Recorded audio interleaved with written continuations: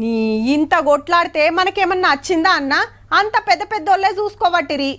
మా వాడు చదువుకుంటా అని ఉస్మానియా యూనివర్సిటీకి పోయి తెలంగాణ తెలంగాణ అని తిరిగిండు.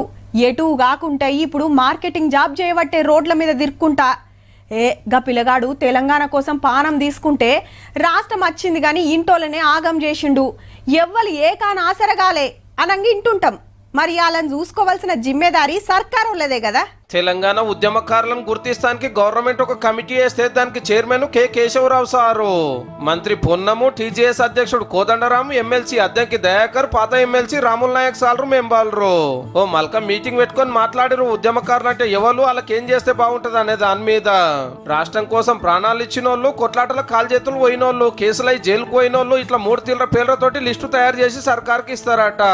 వాళ్ళకి అందాల్సినవి అందినాక కేసులు కానోళ్ళకి ఏం చేయాలనో మళ్ళొక పారి ఆలోచన చేస్తారు. అయితే 1200 మంది పానాలు ఇస్తే సగం మందికే 15 లక్షలు ఇచ్చింది పాత గవర్నమెంట్.